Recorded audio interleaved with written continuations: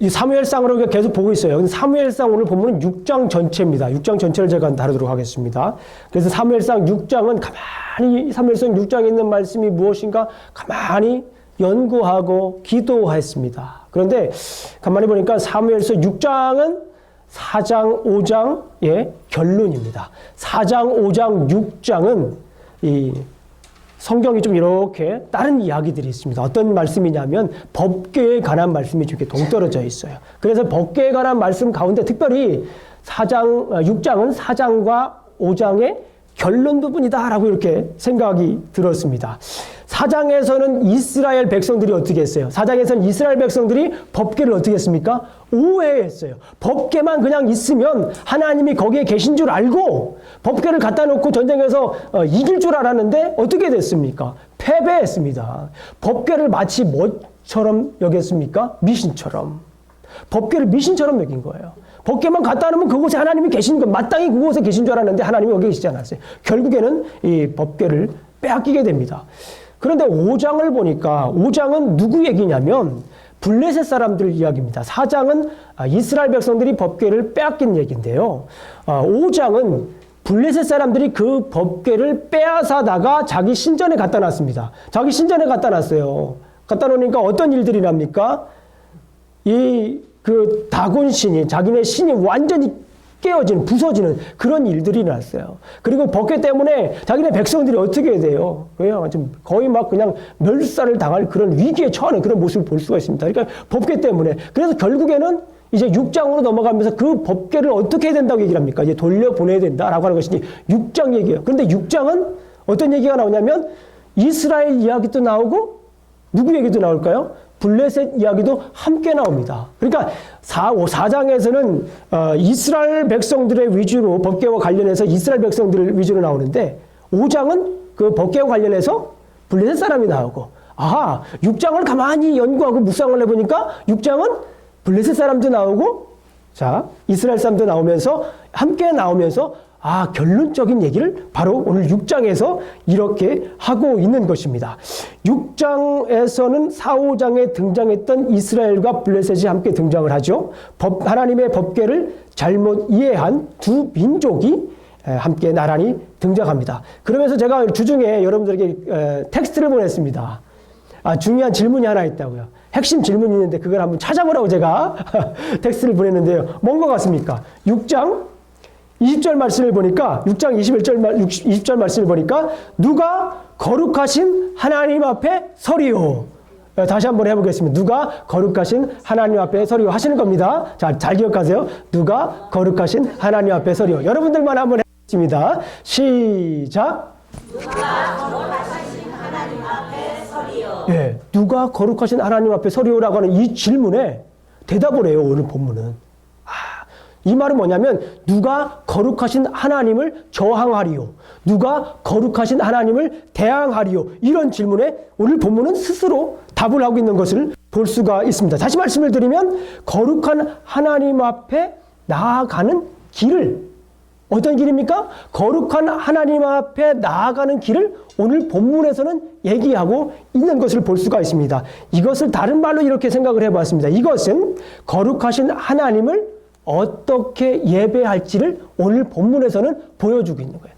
하나님께서 성경을 쓰셨습니다. 성경을 쓰셨는데 오늘 6장은 하나님께서 우리에게 원하는 말씀이 있어요.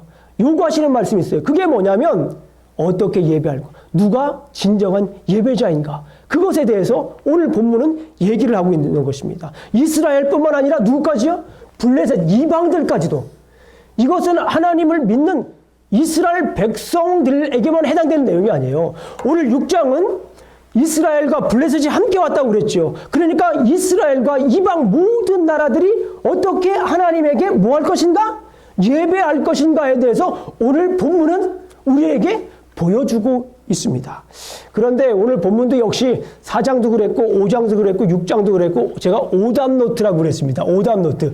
오답노트라고 하는 것이 뭐예요? 틀린 것은 계속 틀리니까 그 틀린 것은 따로 정리해 놓습니다. 정리해 놓고 나중에 시험 볼 때 그 틀린 것만 다시 보면 점수가 어떻게 돼요? 올라가죠. 그래서 틀린 것을 통해서 배우는 거예요. 그래서 우리가 그걸 반면교사라고 하는 말도 쓰기도 합니다. 오늘 그래서 오늘 본문에 있는 것은 이것처럼 하면 안 되고 이거와는 다르게 해야 된다는 의미에서 말씀을 하고 있습니다. 그래서 오늘 본문에 있는 말씀은 자, 핵심 단어가 뭡니까? 예배입니다. 오늘 김영중 목사의 설교의 키워드, 핵심 단어는 예배입니다. 여러분들 예배가 뭐예요? 예, 가끔 이 근본적인 질문들은 제가 잘 물어보는 거는 굉장히 중요합니다. 이 중요한 개념들에 대해서 정의를 잘 해야 우리가 신앙생활을 잘 할 수가 있습니다. 예배가 뭐죠? 예배는 축제다. 야, 이거는 시편에서 얘기하는 그 예배의 정의입니다. 축제다. 또 뭡니까? 교제다. 축제다. 제자로 끝나네요. 축제다. 교제다. 그렇죠. 하나님과의 펠로십이다. 자, 이거는 레위기적인 정의입니다. 또 뭘까요? 무슨 얘기든 다 하세요. 제가 여러분들에 대해서 다 얘기를 하겠습니다. 네. 그런 식간 하시네요. 자, 사전적인 의미를 한번 보도록 하겠습니다. 여러분들 너무나 잘 말씀을 잘 해주셨어요. 예배라고 하는 것은 거룩하고 성스러운 대상에 대하여 존경하는 뜻을 가지고 절을 한다라고 하는 이게 사전적인 의미입니다. 뭡니까? 거룩한 거예요. 이거는 김영종 목사가 어느 신약사전에서 얘기한 게 아니라 우리 일반 사전에서 거룩하고 성스러운 대상에 대하여 존경하는 뜻을 가지고 절을 하는 거. 이게 바로 예배라고 합니다.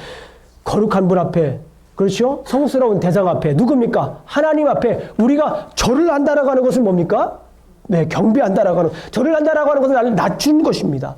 겸손의 뜻을 나타내는 거예요. 하나님 제가 따르겠다라는 거예요. 뭐합니까? 순종하겠다라고 하는 그런 말씀입니다. 자, 그렇다면 우리의 예배는 어떻습니까? 우리의 예배는 정말 하나님 앞에 나아가서 마음을 다하여서 성스러움을 가지고 거룩함을 가지고 우리 삶 속에서 드렸던 예배를 온전히 가지고 나와서 예배를 드립니까? 한번 생각해보는 시간 갖겠습니다. 자, 그렇다면 아까도 말씀드렸지만은 오늘 6장의 전반적인 그 메인 퀘스천, 정말 6장을 이끌어가는 그 질문이 있습니다. 이 질문에 대답을 하시면 여러분들은 이제 어떻게 우리가 살아갈지 알게 되시는 겁니다. 이 험난한 세상에, 불확실성 시대에 우리가 살아갈 길을 찾게 되는 것입니다. 온전한 예배가 뭐냐는 거예요. 오늘 아까도 말씀드렸지만 오늘 본문에서 줄기차게 얘기하고자 하는 것이 온전한 예배가 무엇냐라는 거예요. 진정한 예배가 무엇냐는 거예요. 참된 예배가 무엇냐는 거예요. 이것을 이스라엘과 블레셋 사람들을 잘못했던 것을 통해서 하나님께서 우리에게 오늘 보여주고 있는 것을 알 수가 있습니다. 먼저 블레셋의 예배를 한번 보도록 하겠습니다. 블레셋의 예배 어떤지 한번 기대되시죠? 자, 블레셋의 예배입니다. 블레셋의 예배를 성경에 있는 말씀을 가지고 한번 보도록 하겠습니다. 블레셋의 예배는요, 법궤에 대한 인식이 이제 바뀌어집니다. 예전에는 예배를 드릴 때 이 법궤를 봤을 때 이 사람들이 어떻게 얘기를 합니까? 이거는 그냥 이방 신들 중에 하나의 그냥 신이고 우리가 전쟁에서 싸워서 이겼으니까 이 법궤 안에 있는 신은 이 신은 우리 신에 속한 신이다라고 생각한 거예요. 그게 이해되시죠? 당시에는 이 전쟁이라고 하는 것은 신들의 전쟁이었습니다. 그래서 전쟁에서 이기면 그 이긴 나라의 신이 진 나라의 신을 뭐 하는 거예요? 지배하는 겁니다. 종속하는 거예요. 이런 문화가 있었어요. 그래서 결국에는 그런 생각을 했었는데 이게 뭐 이 사람들이 감당할 수 없는 일이 벌어지니까 이 블레셋 사람들이 법궤에 대해서 이제 인식이 좀 바뀝니다. 어떤 인식이 바뀌냐면요. 자, 6장 2절을 한번 우리 다 같이 한번 보도록 하겠습니다. 성경을 피세요. 6장 2절.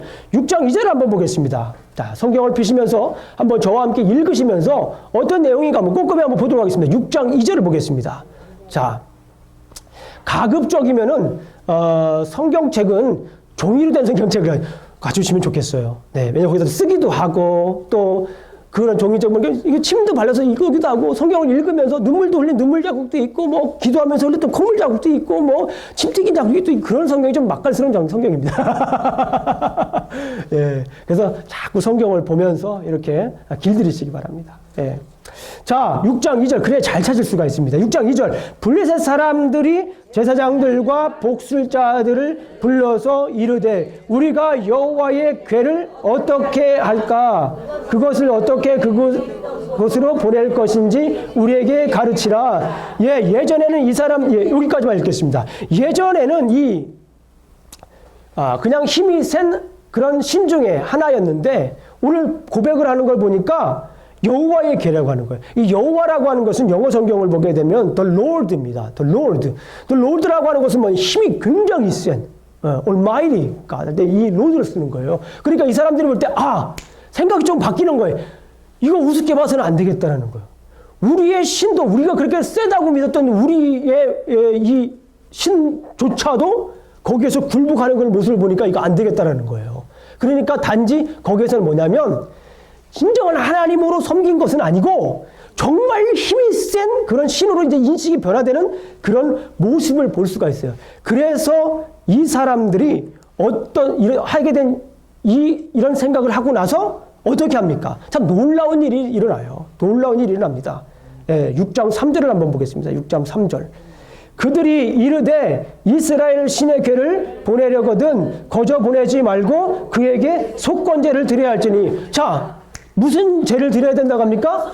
속건제를 드려야 된대요. 자, 보세요. 이스라엘 백성들이 지금 드리는 예배가 아닙니다. 누구예요? 블레셋 사람들이 뭐 한다라고 하는 거예요?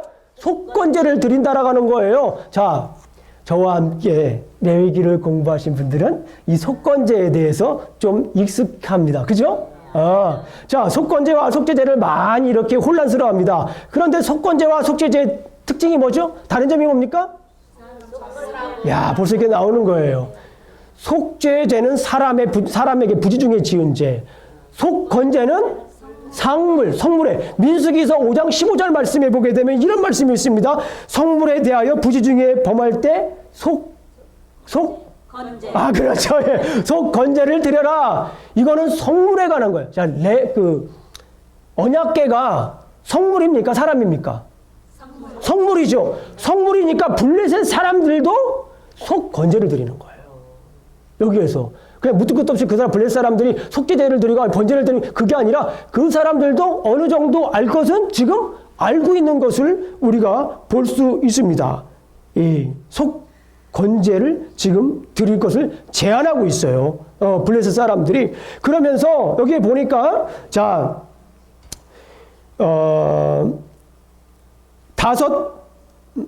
이 속건제 제물들이 뭡니까? 5절 한번 보겠습니다. 속건제 제물들 5절 한번 보겠습니다. 5절 시작. 그들이 이르되 무엇으로 그에게 드릴 속건제를 삼을까 고민하죠? 하니 이르되 블레셋 사람의 방백의 수요대로 금 독종 5과 금 쥐 5마리라 하니라. 이런 말씀이 있어요. 여기서 보니까 5 금 독종과 5 금쥐를 만들라고 얘기를 합니다. 금이라고 하는 것은 굉장히 뭐예요? 소중한 겁니다. 금을 드려야 된다라고 하는 거예요. 그리고 여기에서 5입니다. 5이라고 하는 것이 매우 중요해요. 당시 블레셋 사람들은 이 블레셋이라고 하는 나라는 5 나라로 구성이 돼, 5 지방으로 구성이 되어 있습니다. 그래서 아스돗과 아시글론과 에글론과 가사와 가드라고 하는 이 5 지방이 모여가지고 그 해안가에 모였던 이 5 나라들이, 조그만 나라들이 모여서 블레셋이라고 하는 나라가 형성이 됐어요. 그래서 5이라고 하는 것은 매우 중요해요. 그래서 여러분들 잘 아시는 것처럼 이 다윗이 시냇가에서 돌을 가지고 오잖아요. 그죠? 골리앗과 싸우려고 5 돌을 몇 개 가지고 와요? 1번 하나, 2번 2개. 제가 답을 얘기했죠. 5개를 가지고 오잖아요. 돌을 5개 가지고 온 이유가 있는 거예요. 이 블레셋이라고 하는 나라는 5 지방으로 돼 있어요. 그래서 이 5개를 가지고 왔다라고 하는 것은 블레셋 5 지방을 완전히 뭐 하겠다라는 거예요? 완전히 내가 묵지이루겠다라고 하는 그런 의미가 거기에 담겨져 있는 거예요. 오늘 본문도 5개를 드린다라고 하는 것은 이 블레셋 사람들이 완전히 하나님께 항복을 하겠다라는 거예요. 우리 모든 블레셋이 하나님께 완전히 뭐 하겠다라는 거예요? 항복하겠다라고 하는 것을 오늘 보여주면서 이제 진행이 되는 거예요. 놀랍죠? 이스라엘 백성도 아니고 블레셋 사람들이 속건제를 드리는데 5개를 가지고 이렇게 드리는 모습을 볼 수가 있습니다. 그런데 이 속건제를 가만히 살펴보니까 이 속건제는 무슨 믿음이 없는 속건제였습니다. 예배를 드리는 건 좋았는데 믿음이 없는 속건제를 드리는 것을 우리가 볼 수가 있어요. 계속 한번 살펴보도록 하겠습니다. 자, 이들이 속건제를 드리는 이유는 뭐였냐면은 하나님을 달래기 위해서. 뭐 하기 위해서요? 하나님을 달래기 위해서. 우리가 예배를 드리는데 하나님을 달래기 위해서 예배를 드립니까? 그건 아니잖아요. 이스라엘 백성들이 당시에 지금 하나님을 달래서 왜 달랩니까? 힘이 세니까. 힘이 세서 자기들에게 재앙을 주니까 그 하나님을 달래가지고 속건제를 드리면 달랠 것 같아가지고 이제 그 속건제를 드리는 거예요. 자, 7절을 한번 보도록 하겠습니다. 7절 한번 보겠습니다. 시작. 그러므로 새 수레를 하나 만들고 멍에를 메어보지 아니한 나는 소 2마리를 끌어다가 소의 수레를 메우고 그 송아지들은 떼어 집으로 돌려보내고. 그렇죠. 새 수레를 만들어서 그 속건제 제물들을 아까 말한 금독종 그거 있죠? 그거를 이제 거기다 실어서 언약궤를 실어서 보내려고 합니다. 자, 왜 새 수레를 만들어서 법궤와 제물을 실을까요? 자, 새 수레를 왜 했을까요? 헌수레를 실지 않고 왜 새 수레를 했을까요? 헌수레는 부정한 것을 옛날에 실을 가능성이 있었기 때문에 그런 거예요. 이 블레셋 사람들도 굉장히 정결하게 좀 준비를 하고 있는 거예요. 그죠? 이게 이스라엘이 아닙니다. 지금 블레셋이 하고 있는 거예요. 자, 그리고 거기 또 뭐라고 했어요? 멍에를 맨 경험이 없는 소 2마리라고 했잖아요. 멍에를 맨 경험이 없는 것은 무슨 뜻입니까? 어떤 인간의 방해를 받아본 적이 없는 것으로 택하는 겁니다. 인간의 어떤 생각, 인간의 방해를 받아본 적이 없는 것을 택한 겁니다. 그래서 그리고 또 하나 더 하죠. 예, 거기에 보니까 송아지를 어떻게 합니까? 송아지를 7절에 읽어보니까 송아지를 집으로 돌려보내요. 그 2소마리에 그 2소의 송아지를 집으로 돌려보냅니다. 예. 그래서 결국에는 그것도 역시 자연적으로 새끼와 떨어지는 것을 이 소는 싫어해요. 그죠?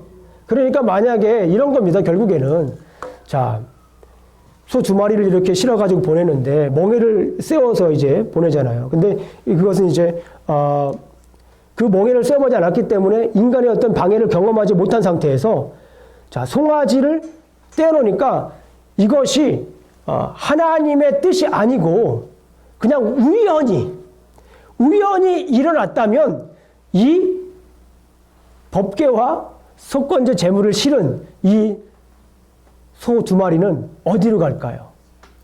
송아지한테 가겠죠. 네, 송아지한테 가겠죠. 그러나 이 송아지들이 그거와 관계없이 송아지와 관계없이 싣고서 그대로 이스라엘 진영으로 갔다면 이게 누구의 뜻이라고 생각할까요? 이게 하나님의 뜻이라고 생각했기 때문에 지금 이렇게 하는 거예요. 그러니까 지금 보세요. 하나님에 대한 뭐가 없는 거예요? 믿음이 없는 거예요. 믿음이 없는 거예요. 9절을 한번 읽어보겠습니다. 9절을. 자, 9절을 한번 읽겠습니다. 보고 있다가 만일 그가 그 본 지역 길로 올라가서 벳세메스로 가면 이 큰 재앙은 그가 우리에게 내린 것이요 그렇지 아니하면 우리를 친 것이 그의 손이 아니요 우연히 당한 것을 줄 알리리라 아니라. 그렇죠. 우연히 됐을 거라고 하는 거예요. 우연히. 자, 그러니까 여기에는 우연이라고 하는 말에는 뭐가 있어요? 믿음이 없다라고 하는 것을 우리가 볼 수가 있습니다. 블레셋은 자신들의 계획대로, 결국에는 어떻게 됩니까? 자신들의 계획대로 그 속건제가 이스라엘 진영으로 진행되는 것을 볼 수가 있습니다. 그러니까 블레셋의 이 속건제 프로젝트는 어떻게 한 겁니까? 성공을 한 것을 우리가 볼 수가 있습니다. 블레셋의 속건제 프로젝트는 성공한 것을 볼 수 있습니다. 결국 블레셋 사람들은 법궤를 떠나 보내면서 할 수 있는 최대한의 형식과, 그죠? 아까 보니까 정말 섬세하게 구약 성경에 나와 있는 이런 중요한 섬세한 법의 율례를 잘 따르면서 속건제를 드린 것을 우리가 볼 수 있습니다. 최대한의 형식과 절차의 예우를 다 갖춥니다. 블레셋 사람인데도. 그러나 여전히 하나님이 하신 일에 대한 믿음은 확신이 없는 것을 우리가 볼 수가 있습니다. 그래서 이 블레셋 사람들이 드린 예배는 이렇게 얘기할 수 있습니다. 형식은 있지만, 한번 따라해 보세요. 형식은 있지만 믿음이 없는 예배다. 형식은 있지만 형식은 있지만 믿음이 없는 예배. 믿음이 없는 예배. 그렇습니다. 교회는 우리가 많은 성도님들이 있습니다. 그 성도님들 중에 습관적으로 교회 다니는 분들이 있어요. 형식적으로는 이 교회를 다니시는 분이에요. 그죠? 예, 여러 가지 예배를 드리는 순서대로 또 정확하게 예배를 잘 드립니다. 그러나 이게 습관적으로 교회를 다닌다는 거예요.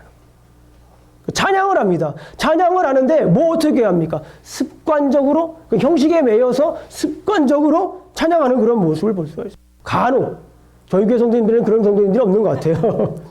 아무런 감동 없이 찬양을 합니다. 찬양의 대상이 누구인지도 모르고 어떤 때는 찬양하는 모습을 볼 수가 있어요.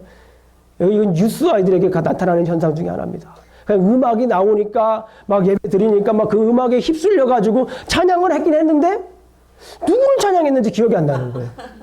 찬양을 하곤 했는데 나가서 가지 말아야 할 곳으로 가서 이제 한 잔 딱 하는 거예요. 이런 현상들을 보게 됩니다. 가끔. 뭐예요?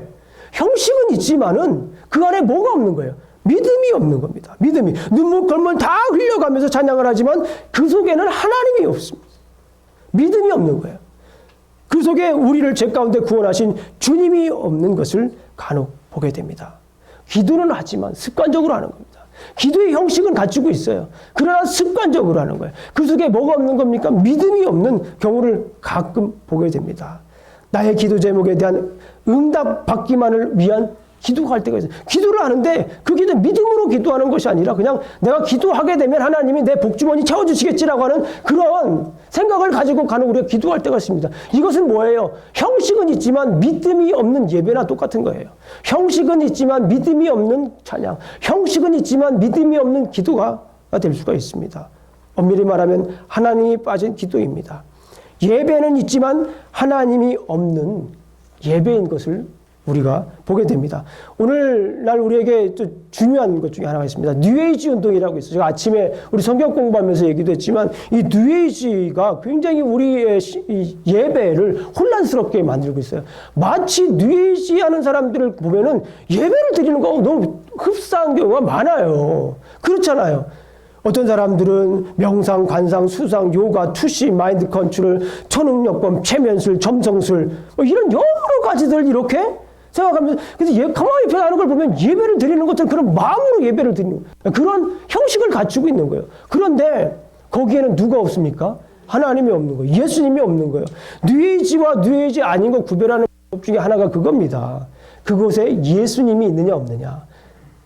뉴에이지 하시는 분들 대부분 보게 되면 그 궁극적인 목적은 뭐냐면 하나님이 아니라 궁극적인 목적은 누굽니까? 자기 자신이에요. 자기 자신. 그러다 보니까 자기 자신이 신격화돼요. 자기 자신이 신격화되는 거예요. 자기 자신에 대해서 자존감이 높아지는 거하고는 다른 거예요. 자존감이 높아져서 정말 나는 하나님의 사람으로 사랑받기 위해 태어난 사람이라고 하는 그 자존감을 갖는 것을 벗어나서 내가 뭐가 되는 거예요? 내가 최고가 되는 거예요. 내가 하나님의 자리가 되는 거예요. 그게 뉴에이지. 마치 그거를 보게 되면 너무나도 이 영적이고 너무나도 신령한 예배를 드리는 것 같은 모습으로 형식은 가지고 있지만 그곳에는 하나님이 없는 거예요. 그래서 그것은 뭐예요? 블레셋 것이 드렸던 예배와 동일한 예배가 될 수 있습니다. 예배의 주인이 빠진 즉 하나님이 빠진 예배입니다. 더 구체적으로 말씀하면 천지를 창조하신 하나님, 그 아들을 이 땅에 보내어서 우리를 죄 가운데 구원해 주신 그 하나님의 사랑이 빠진 거예요. 예수 그리스도가 빠지는 겁니다. 예배의 주인은 누구입니까? 하나님입니다. 우리가 왜 예배를 드립니까? 하나님의 임재를 경험하기 위해서, 하나님의 사랑을 우리가 알기 위해서 우리가 예배를 드리는 것이 아니합니까? 하나님이 우리를 사랑하셔서 이 땅에 예수 그리스도를 이 땅에 보내주심으로 말미암아 우리를 죄 가운데 구원해 주신 그 사랑, 그래서 온전히 그 주님을 높이고 그 주님을 찬양드리는 그런 모습, 이것이 우리에게 온전한 예배가 된 줄로 믿습니다. 우리의 예배는 블레셋이 드렸던 예배처럼 형식은 있지만 믿음이 없는 예배는 우리가 절대로 피해야 됩니다. 우리의 예배는 형식도 있지만 우리의 예배에는 누가 있어야 됩니까? 믿음이 있어야 될 줄로 믿습니다. 우리의 예배는 하나님이 있어야 돼요. 우리의 예배의 주인은 누굽니까? 주님이 있어야 돼요. 그분을 만나셔야 돼요. 그분을 만남으로 말미암아서 예배를 드리는 동안에 우리의 죄가 어떻게 됩니까? 깨끗이 씻어져야 됩니다. 우리의 죄가 깨끗이 녹아져야 됩니다. 왜 우리의 죄가 녹아져야 됩니까? 왜 우리의 죄가 깨끗이 씻어져야 됩니까? 우리의 하나님과의 관계를 회복하기 위해서 하나님이 천지를 창조하시고 하나님을 그의 형상으로 이미지 오브 갓 하나님의 형상으로 우리를 만드셨는데 우리 아담과 하와가 죄를 범함으로 우리는 그 관계가 깨졌잖아요. 그런데 하나님께서 간절히 원하는 것은 예배를 통하여서 그 안에 주인인 예수 그리스도를 통하여서 우리 천지 창조 때 만들었던 그 이미지로 그 형상으로 그 모습으로 다시 우리 영혼을 뭐 하는 겁니까? 회복하는 거예요. 예배는 그런 역사가 일어나야 됩니다. 예배는 그런 회복의 역사가 일어나야 됩니다. 그런 순수함의 회복의 역사가 일어나야 될 줄로 믿습니다. 주님이 빠져서는 안 됩니다. 두 번째는 이스라엘의 예배를 우리가 볼 수 있습니다. 이스라엘 예배를 보게 되면 자 어떻게 됐습니까? 블레셋 사람들이 형식을 가져가지고 참 그것도 놀라워요. 속건제를 어떻게 알았을까? 저는 그것도 궁금했어요. 속건제는 성물을 내려 가는 것이라는 걸 어떻게 알았을까? 어쩌면 우리보다 날 수도 있어요. 레위기를 공부하기 전에 그것도 몰랐잖아요, 우리가. 그런데 어쨌거나 그 소를 이렇게 술 끌게 해서 블레셋 진영으로 잘 깠습니다. 그래서 블레셋 사람들이 과연 하나님이 하셨구나라고 하는 것을 그때야 비로소 알게 되었습니다. 자, 그 법궤가 어떻게 됩니까? 그 법궤가 드디어 이스라엘 진영으로 도착을 합니다. 예, 13절을 한번 보도록 하겠습니다. 13절의 말씀을 한번 볼게요. 베세메스 사람들이 다 같이 한번 읽겠습니다. 자, 13절 성경을 우리가 이럴 때 읽어야 됩니다. 13절 준비되셨나요? 시작. 베세메스 사람들이 골짜기에서 밀을 베다가 물을 들어 배를 보고 그것을 수고하더니 아멘. 이 법궤가 들어옵니다. 얼마나 기뻤을까요? 예, 이스라엘 골짜기에 밀을 베다가 법궤에 들어오는 것을 보고 이스라엘 백성들이 기뻐하는 모습을 볼 수가 있습니다. 블레셋에 이 법궤가 몇 달 동안 있었나요? 6장 1절을 보겠습니다. 6장 1절을 보겠습니다. 시작. 여호와의 법궤 블레셋 사람들의 지방에 있는지 7달이라. 이 법궤가 블레셋 지방에 7달이나 있었어요. 와, 오래 있었죠. 7달이나 거기에 있었는데 이제 드디어 법궤가 없으니까 이스라엘 백성들의 삶에 이 방향 잡기가 힘든 거예요. 그동안에는 법궤 중심으로 하나님이 임재 가운데 법궤를 따라가면서 살았는데 이제는 그 법궤가 없고 자 지난번에 말씀드렸지만 법궤가 이제 빼앗겼다라고 하는 것 전쟁에 패했다라는 것은 많은 분들이 그렇게 생각해요. 당시 실로에 있었던 이 성막 자체가 완전히 파괴되었다. 뭐가 파괴되었다? 성막 자체가 파괴되었다. 전쟁에 지면서 성막 자체가 파괴되었다. 왜냐하면 그 이후로 성막 얘기가 안 나와요. 성경에서. 그러니까 그 성막이 파괴되었다라고 얘기하니까 이스라엘 백성들 생각해 보세요. 예배 드리던 광야 생활에서 삶의 중심지였던 예배의 장소가 완전히 파괴되었어요. 그 안에 법궤도 지금 빼앗겨서 저 블레셋 사람들이 가지고 있어요. 정식적으로 이스라엘 백성들이 굉장히 피폐한 삶을 살 수밖에 없는 거예요. 그런 상황에서 일을 하고 있는데 거기서 법궤가 오는데 수레에 끌려가지고 얼마나 기뻤겠습니까? 기쁩니다. 너무나 기뻤어요. 그래서 수레가 멈춘 곳에서 그 수레를 장작 삼아서 뭐합니까? 거기에서 속건제 예배를 드리는 것을 볼 수가 있습니다. 이스라엘 백성들은 기쁨으로 먼저 예배를 드렸습니다. 기쁨으로 하나님께 예배 드렸던 것을 볼 수가 있습니다. 자, 15절 말씀을 함께 보도록 하겠습니다. 15절. 자, 다 같이 읽습니다. 시작. 레위인은 여호와의 궤와 그 궤와 함께 있는 금봉을 담긴 상자를 내려다가 큰 돌 위에 두매 그 날에 베세메스 사람들이 여호와께 번제와 다른 제사를 드렸다. 여기서 그러니까 번제를 하나님께 이 예배를 드리는 이제 그걸 가지고 예배를 드리는 그런 모습을 볼 수 있습니다. 뭐로 예배를 드립니까? 기쁨으로 예배를 드리는 모습을 우리가 볼 수 있습니다. 4장 22절 말씀에 보니까 이제 하나님의 영광이 떠났어요. 이스라엘 백성들이 법궤를 영광이 떠나가지고 너무너무 피폐한 삶을 살 수밖에 없고 힘들었는데 이제 법궤가 온다라고 하는 것은 하나님의 임재할 뿐만 아니라 그 떠났던 하나님의 영광이 우리 이스라엘에게 다시 온다라고 하는 그 기쁨에 넘쳐서 이제 하나님께 예배를 드렸던 것을 우리가 볼 수가 있었던 것을 봅니다. 하나님만이 블레셋과 이스라엘에 대한 주권을 가지고 계시다는 것을 만천하가 이제 알게 되는 거예요. 그 자리에서 그 기쁨. 블레셋 사람들이 전쟁에서 그 언약궤를 빼앗아 갔지만, 힘으로 빼앗아 갔지만 결국에는 그 블레셋 자체도 하나님 앞에서는 굴복할 수밖에 없었다라고 하는 것을 인정하는 거 아닙니까? 수레가 다시 돌아오는 것은. 그래서 이스라엘 백성들은 너무너무 기뻐서 기쁨으로 번제와 다른 제사를 드렸던 모습을 우리가 볼 수 있습니다. 여기까지는 좋았어요. 그러나 좀 더 말씀을 보니까 이스라엘 백성들이 드렸던 예배는 말씀이 없는 예배였습니다. 이게 어찌된 일입니까? 말씀이 없습니다. 한번 보겠습니다. 자, 이스라엘 백성들이 예배를 드리는데 어떻게 됩니까? 자, 19절에 있는 말씀을 다 같이 한번 큰 목소리로 읽어보도록 하겠습니다. 19절에 있는 말씀입니다. 시작. 베세메스 사람들이 여호와의 궤를 들여다본 까닭에 그를 치사 70명이 죽이신지라. 여호와께서 백성을 쳐서 크게 사륙하셨으므로 백성이 슬피 울었더라. 그 기쁨은 잠시뿐. 이제 많은 사람들이 그 앞에서 죽게 되는 모습을 볼 수가 있어요. 왜 죽습니까? 왜? 뭐를 들여다봤어요? 예, 언약궤를 들여다봤습니다.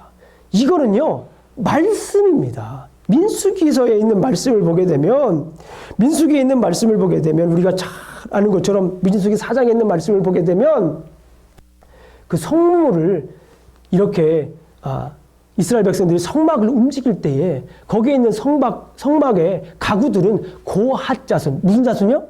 고핫 자손이라고 하는 레위 지파 사람들만 가지고 가게 돼 있어요. 그리고 그 성물들을 보게 되면 다른 사람들이 죽는다고 써 있어요. 민수기 말씀이 있는 보게 되면. 민수기가 뭡니까? 민수기서 1장부터 10장 10절까지는 광야 생활로 가기 전에 이스라엘 백성들 다시 재정비하는 거 아닙니까? 그래서 1장부터 4장까지는 지파별로 이렇게 사람들을 계수해요. 사람들을 셉니다. 그리고 26장에 또 계수하지만요. 사람을 계수하면서 그 지파별로 어떠한 일을 해야 될지 이렇게 진행할 때는, 성막을 진행할 때, 움직일 때는 그 진행할 때 어떻게 해야 되는지를 하나하나 설명하는 게 민수기서 앞장이에요. 거기에서 고핫 자손만 그거를 관리하고 그거를 보는 사람들 죽는다고 했는데 이스라엘 백성들이 너무너무 기뻐가지고, 아니면 너무 그동안 말씀을 너무 잃어버리고 살았던지, 결국에는 뭐예요? 영적인 무지입니다. 영적인, 말씀을 모르는 영적인 무지 때문에 거기에서 어떻게 됩니까? 그것을 만져가지고 결국에는 죽게 되는 모습을 볼 수가 있어요. 기쁨으로 드리는 예배는 있었어요. 그죠? 기쁨으로 드리는 예배는 있었지만 말씀이 없는 예배로 전락하는, 그래서 다시 그것이 슬픔이 되는 모습을 볼 수가 있습니다. 그래서 베스베스 사람들이 거기에서 이제 깨닫습니다. 깨달아요. 그것이 오늘 제가 아까 여러분들과 함께 읽었던 6장 20절에 있는 말씀입니다. 베세메스 사람들이 이르되 이 거룩하신 하나님 여호와 앞에 누가 능히 서리요? 이런 일들을 경험하고 나서 이 거룩하신 하나님 앞에 누가 능히 서겠냐? 이 거룩하신 하나님 앞에 하나님을 누가 대항하겠느냐? 이 거룩하신 하나님 앞에 우리가 어떻게 살아야 되는지를 다시 한 번 더 이 사람들이 알고, 이 이야기 속에는, 이 질문 속에, 이 탄식 속에는 우리가 하나님 앞에 어떻게 예배 드려야 될지가 나와 있는 것이에요. 블레셋은 어땠습니까? 형식은 있지만 뭐가 없어요? 믿음이 없는, 하나님이 없는 예배를 드리고, 이스라엘 백성들은 어떻게 드렸습니까? 말씀이 없는, 기쁨은 있지만 말씀이 없는 예배를 드렸던 것을 우리가 볼 수가 있습니다. 결국에는 기랏 여아림 사람으로 이 성막을 보내면서 그 사람들이 성막을 지키게 하는 것을 우리가 볼 수가 있습니다. 레위인들에게 그걸 맡겨요. 거기에 보게 되면 레위인들에게 그것을 맡기는 것을 볼 수가 있습니다. 자, 7장 1절을 한번 보겠습니다. 7장 1절. 기랏 여아림 사람들이 와서 여호와의 궤를 옮겨 산에 사는 아비나답의 집에 들여놓고 그의 아들 엘르아사를 거룩하게 구별하여 여호와의 궤를 지키게 하였더라. 결국에는 레위인들을 통하여서 이 법궤를 지키게 했던 것을 우리가 알 수가 있습니다. 결국 베스메스 사람들은 법궤를 맞아요 기쁨으로 제사를 드렸지만, 예배를 드렸지만, 번제를 드렸지만 말씀에 묻지 하나님의 법궤를 범으로 사륙을 당했습니다. 결국은 뭐예요? 즐거움은 있습니다. 즐거움은 있지만 말씀이 없는 예배를 얘기하고 있는 거예요. 어떤 분들은 그런 얘기를 들으면, 목사님, 교회 오는 거 너무 재밌어요. 너무너무 재밌는데, 예배 드리는 건 좀 그래요. 목사님, 어떤 분이 그래요. 교회 이민 오면 두 사람을 잘 만나야 되는데요. 한 사람은 변호사래요. 변호사를 잘 만나야 뭐 기간도 세이브 되고요. 돈도 세이브 되고요. 여러 가지 뭐 잘 된대요. 그리고요. 목사님을 잘 만나야 된대요. 그래야 좀 이민 생활하는데 아주 대로가 쫙 열린대요. 그래서 변호사와 목사를 잘 만나야 된다는 얘기가 있습니다. 그래서 교회에 오는 분도 있어요. 그래서 교회에 오는 분도 솔직히 있습니다.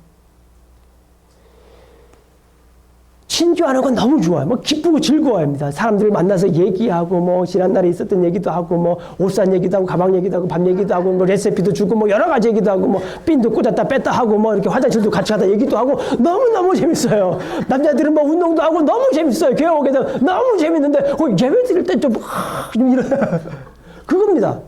지금 이스라엘 백성들이 그렇게 하고 있는 거예요. 교회는 오는 걸 좋아하는데, 말씀이 없는 거예요, 말씀이. 말씀 자체가 없는 겁니다. 교회에서 운동하는 건 너무 좋아. 운동하는 건 너무 좋아합니다. 물론 이런 것들이 전혀 나쁘다라는 거 아니에요. 이런 것들을 통해서 예수님을 알게 된 분들이 많아요. 근데 우리는 거기에서 머무르는 것이 아니라 한 차원 더 지금 얘기를 하고 있지 않습니까? 달라스에서 사역을 했어요. 달라스에서 2년 동안 사역을 했는데요. 너무너무 재밌었습니다. 104도가 돼도 운동장에 가서 축구를 했어요. 교회 오시는 분들을 위해서. 왜냐하면 축구 때문에 교회 오시는 분들이 있었어요. 그러니까 사역자들이 옷을 벗고 가서 그냥 신발 입고서 열심히 104도가 헉헉거려도 그냥 전도할 생각으로 뛰었습니다. 그런 것도 있지만 중요한 것은 뭐예요? 교회에 오는 것은 즐거움 때문에 교회에 오는 것이 아니에요. 내가 그냥 기쁨을 채우기 위해서 교회에 오는 것이 아니에요. 중요한 것은 뭐냐면 교회에 말씀을 들으러 오는 겁니다. 말씀을 들으러 교회에 오면 재밌는 거예요.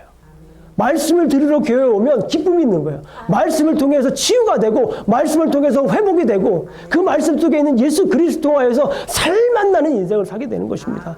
이것이 바로 우리의 원리예요. 그것이 바로 예배입니다. 아까 보십시오. 예배 시간에 말씀이 선포돼요. 그 말씀을 통해서 그냥 듣는 것이 아니라 그 말씀을 내 마음속에 이렇게 새겨 넣어서 그 말씀 또한 일주일 동안 사는 거잖아요. 김영준 목사의 설교를 유튜브를 통해서 매일 보시는 분도 계세요. 매일 보면서 그 말씀을 가지고 승리하면서 사는 거예요. 세상에 어떠한 일이 있을지라도 나를 좌절케 하고, 나를 낙담케 하고, 나를 화나게 하고, 나의 품위를 무너뜨리는 일들이 있을지라도 그 말씀 때문에 굳게 서서 말씀대로 살아가는 거 아닙니까? 이게 그리스도인들의 예배의 자세입니다. 교회에 오는 것이 기쁨을 추구하면 안 됩니다. 기쁨이 있어야 됩니다. 그러나 기쁨만을 추구해서는 안 됩니다. 교회에 오는 것은 뭐예요? 말씀을 통해서 우리가 다시 회복되고, 말씀을 통해서 하나님의 음성을 듣고, 말씀을 통해서 순종의 삶을 살기 위한 것입니다. 오늘날 우리에게 많은 예배가 있습니다. 예배가 많은 것은 귀하고 정말 중요한 것입니다. 그러나 예배의 말씀이 올바로 전해지고 있느냐는 확신할 수 없습니다. 이거는 김영준 목사에게 개인적으로 또 많은 우리 목사로서의 경각심을 갖기 위해서 얘기하는 겁니다. 강단에서 말씀이 선포되어야 됩니다. 하나님이 정말 원하시는 말씀이 뭔가가 선포되어야 되는 거예요. 정말 유명한 목사님이라고 그래서 제가 들어봤어요. 예화만 하다 끝나시더라고요. 예화만 하다가. 거의 한 7, 80%가 예화예요. 예를 들어서 설명하는 거. 물론 그것도 중요합니다. 예화도 중요합니다. 그러나 말씀이 온전히 선포되어야 돼요. 성경 말씀에서 주고자 하는 하나님의 뭔가를 깊이 담겨져서 그 말씀 속에 우리가 빠져야 됩니다. 수많은 예화로 감동을 주거나 성경 본문에 입각하지 않은 본인의 생각을 짜맞추는 설교를 들을 때도 있습니다. 성도들은 그 말씀을 듣고 즐거워할지 모르지만 말씀은 제대로 전해지지 않는 것입니다. 말씀이 없는 예배가 되는 것입니다. 결국 그래서 이스라엘이 드렸던 예배는 즐거움은 있지만 말씀이 없는 예배입니다. 진리가 빠진 예배입니다. 당시 이스라엘 백성들과 같은 예배를 드리는 것입니다. 자, 오늘 설교를 마무리합니다. 내용 정리합니다. 블레셋은 형식은 갖추었지만 믿음이 없는 예배를 드렸고 베세메스 사람들은 즐거움은 있지만 말씀이 없는 예배로 창조자이신 하나님께 온전한 제사를 드리는데 실패했습니다. 오늘 성경 내용이 바로 그 내용이에요. 그 내용을 가지고 확실한 메시지를 여러분들에게 하나 드립니다. 그러면서 이 불확실성 시대에 우리가 어떻게 살아갈 것인가에 대한 메시지를 여러분들에게 간단한 원 센텐스로 전해드리겠습니다. 하나님께서 주시는 말씀입니다. 온전한 예배는 신령과 진정으로 드리는 예배입니다. 아멘. 하나님께서는 지금 예배자를 찾고 계세요. 하나님께 나아가는 예배자를 찾고 있습니다. 근데 그 예배자는 어떤 예배자입니까? 신령과 진정으로 드리는 예배입니다. 다시 말씀을 드리면 신령과 진리로 드리는 예배입니다. 블레셋 사람들은 신령이 빠졌어요. 이스라엘 사람들은 진리가 빠졌습니다. 오늘 본문에서 적어도. 그러니까 오늘 요한복음 4장 24절에 있는 말씀처럼 온전한 예배는 어떤 예배입니까? 온전한 예배는 신령과 진정으로 하나님께 드리는 것입니다. 우리 사랑하는 성도 여러분. 우리 예배를 한번 생각해 보십시오. 우리 정말 어스틴 우리 침례교회 예배는 정말 제가 너무 감동이 많아요. 제가 오늘 이런 설교를 드리지 않아도 될 정도로 감동이 있습니다. 예배가 끝나면 두세 분 서너 분이 눈물을 흘리시면서 하나님 앞에 기도하는 모습을 봅니다. 너무나 감격적인 예배를 드리는 모습을 보아요. 좋습니다. 우리 사랑하는 성도 여러분, 지금처럼 신령과 진정으로 하나님께 온전한 예배 드리시기를 간절히 축원합니다. 여러분들은 그런 예배자를 찾으십니다. 신령과 진정으로 하나님께 드리는 예배자를 지금도 계속해서 찾고 계시는 것입니다. 삶 속에서 우리가 신령과 진정으로 우리가 예배 교회에서 드리는 것뿐만 아니라 삶 속에서 거룩한 제사를 드리시기를 간절히 축원합니다. 교회뿐만 아니라 이곳에서 예배를 드리는 사람들은 이제 삶 속에 나가셔서 성결한 삶을 살아야 돼요. 그것이 레위기의 주제입니다. 1장부터 16장까지는 예배를 통하여서 하나님 앞에 정결한 삶을 살아라. 17장부터 27장까지는 뭡니까? 삶 속으로 가서 성결한 삶을 살아라. 이것이 온전한 예배이고 이것이 온전히 나와 교제할 수 있는 방법이라고 얘기하는 것이 레위기서에 있는 말씀입니다. 우리 삶 속에서 거룩한 제사를 드림으로 하나님께 온전한 예배를 드리시기를 주님의 이름으로 축원합니다. 여러분들이 어디에 계시든 상관없습니다. 가정이나 직장이나 어디에 계시든 상관없어요. 자, 그래서 마지막으로 성경 한 절을 읽고 오늘 말씀을 마치도록 하겠습니다. 우리 다 같이 큰 목소리로 합독해서 이 말씀을 우리 함께 읽고 기도하겠습니다. 준비되셨어요? 시작! 그러므로 형제들아 내가 하나님의 모든 자비하심으로 너희를 권하노니 너희 몸을 하나님이 기뻐하시는 거룩한 산 제물로 드리라. 이는 너희가 드릴 영적 예배니라. 기도하시겠습니다. 하나님 아버지 감사합니다.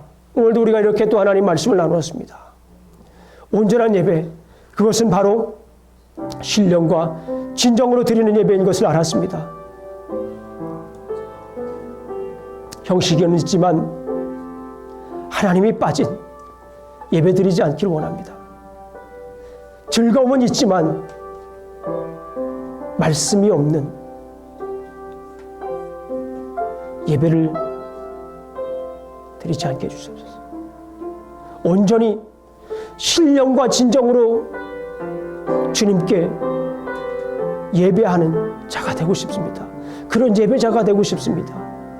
우리 예배하는 뿐만 아니라 우리의 삶 속에서도 삶 속 구석구석에서도 진정한 예배자로 쓰고 싶습니다. 진정한 하나님의 사람으로 쓰고 싶습니다. 신령과 진정으로 드리는 예배자로 서고 싶습니다. 우리의 가정에서 신령과 진정으로 예배드리는 예배자로 서고 싶습니다. 우리의 직장에서 신령과 진정으로 예배드리는 예배자로 서고 싶습니다. 우리 이 지역에서 하나님이 보내주신 이 미국 땅에서 신령과 진정으로 예배드리는 예배자로 서고 싶습니다. 아버지 하나님 도와주시옵소서. 나를 위해 십자가에 못 박혀 돌아가신 예수 그리스도, 그 예수 그리스도를 생각하며 신령과 진정으로 예배드리는 예배자가 되게 해주시옵소서. 주님 도와주시옵소서. 예수님 이름으로 기도합니다. 아멘.